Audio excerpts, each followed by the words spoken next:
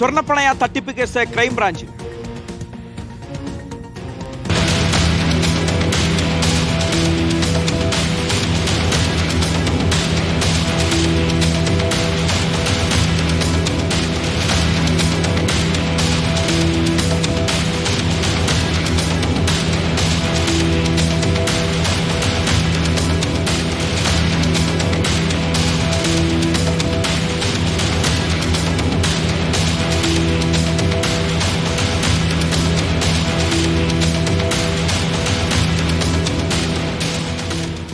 Reporter breaking. വിഴിഞ്ഞത്തെ സ്വർണ്ണപ്പണയ സ്ഥാപനത്തിലെ ജീവനക്കാരികൾ ആത്മഹത്യ ചെയ്ത കേസ് ക്രൈംബ്രാഞ്ചിന് കൈമാറിയേക്കും. പ്രതി സിന്ധുകുമാരി നടത്തിയ കോടികളുടെ തട്ടിപ്പെന്നാണ് കണ്ടെത്തൽ. പ്രമാണങ്ങൾ വാങ്ങി KSFയുടെ 15 ശാഖകളിൽ തട്ടിപ്പ് നടത്തി. പ്രമാണങ്ങൾ വാങ്ങി ഉടമകൾക്ക് സിന്ധുകുമാരി പകരം പണം നൽകും. ഈ ഒരു പ്രമാണങ്ങൾ വെച്ച് KSFയിൽ നിന്ന് വായ്പ എടുത്തു. മുങ്ങുകയാണ് പിന്നീട് രീതി. പ്രമാണ ഉടമകൾക്ക് KSFയിൽ നിന്ന് നോട്ടീസ് വരുമ്പോഴാണ് ഇവർ ഈ തട്ടിപ്പ് തിരിച്ചറിയുന്നത്.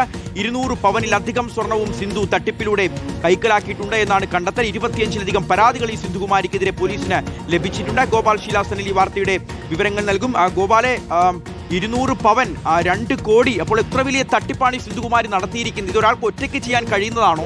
എത്ര നാളായി ഇവർ ഇത്തരത്തിലുള്ള തട്ടിപ്പ് നടത്തിയിട്ടുണ്ട്? എത്രയധികം ആളുകളെ ഇതിൽ പെടുത്തിയിട്ടുണ്ടാവാം? ഇപ്പോൾ 25 പരാതികളാണ് നിലവിൽ ലഭിച്ചിട്ടുള്ളത്. ഒരു പ്രധാനപ്പെട്ട സംശയം, ഈ 2 പെൺകുട്ടികളുടെ ആത്മഹത്യയുടെ ആ ഒരു സംഭവം നടക്കുന്നതിന് മുമ്പ് ഇത്തരത്തിലുള്ള ഒരു സൂചനകളും പോലീസിനോ അല്ലെങ്കിൽ പരാതികളായിട്ടോ ഒന്നും ലഭിച്ചിട്ടില്ലേ ഗോപാൽ?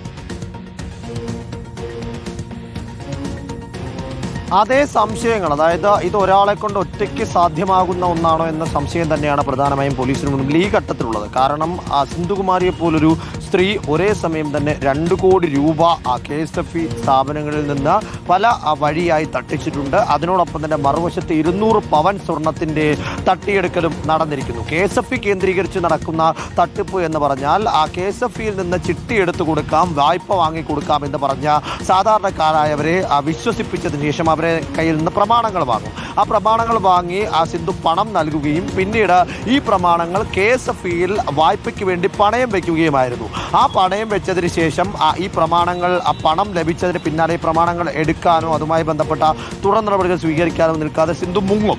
പിന്നീട് ഈ പ്രമാണങ്ങളിന്മേലുള്ള കുടിശ്ശിക കൂടി വരുന്ന മുറയ്ക്ക് ഈ ഉടമകൾക്ക്, അതായത് ഭൂ ഉടമകൾക്ക് നോട്ടീസ് വരുമ്പോഴാണ് തങ്ങൾ ഇത്ര വലിയ തട്ടിപ്പിന് ഇരയാക്കപ്പെട്ടു എന്ന കാര്യം അവർക്ക് പോലും ബോധ്യപ്പെടുന്നത്. അത്തരത്തിൽ 15 ശാഖകളിലാണ് മൊത്തത്തിൽ സിന്ധുകുമാരി തട്ടിപ്പ് നടത്തിയിരിക്കുന്നത്. മൊത്തത്തിൽ ഈ തട്ടിപ്പിന്റെ മൂല്യം 2 കോടി രൂപയാണ് എന്നതാണ് മനസ്സിലാക്കാൻ സാധിക്കുന്ന വിവരം. അതിനോടൊപ്പം തന്നെ നേരത്തെ സിന്ധുകുമാരി നടത്തിയിരുന്ന സ്ഥാപനത്തിൽ പണയം വെക്കാൻ ലഭിച്ച സ്വർണം, ആ സ്വർണം തിരുവനന്തപുരം ജില്ലയിലെ പല ഇടങ്ങളിലായി സിന്ധു ധനകാര്യ സ്ഥാപനങ്ങളിലായി മറച്ചു വിട്ടിട്ടുണ്ട്. അത്തരത്തിൽ മറച്ചുവിറ്റ സ്വർണത്തിന്റെ മൂല്യം ഏതാണ്ട് 200 പവൻ വരും എന്നതാണ് പോലീസിന്റെ പ്രാഥമിക അന്വേഷണത്തിൽ തന്നെ കണ്ടെത്തിയിട്ടുള്ളത്. ഈ തട്ടിപ്പ് ഇത്ര വലിയ വ്യാപ്തി ഉണ്ട് എന്ന് തിരിച്ചറിഞ്ഞതോടുകൂടിയാണ് ഈ കേസ് ക്രൈംബ്രാഞ്ചിന് കൈമാറുന്നതിനെ കുറിച്ച് ഇപ്പോൾ ആലോചന നടക്കുന്നത്. ക്രൈംബ്രാഞ്ചിന് കൈമാറാനുള്ള ഏകദേശ തീരുമാനമായിട്ടുണ്ട് എന്നതാണ് നമുക്ക് മനസ്സിലാക്കാൻ സാധിക്കുന്നത്. കഴിഞ്ഞ ദിവസം ഈ വിഴിഞ്ഞത്തെ സ്വർണ്ണപ്പണയവുമായി ബന്ധപ്പെട്ട തട്ടിപ്പ് നടന്ന ആ തട്ടിപ്പിൽ 2 യുവതികൾ ആത്മഹത്യ ചെയ്തതിന് പിന്നാലെയാണ് സിന്ധുവിൻ്റെ ഇത്രയും വലിയ ഒരു തട്ടിപ്പിൻ്റെ വിവരങ്ങൾ പുറത്തു വരുന്നത്. ഇതിനോടകം തന്നെ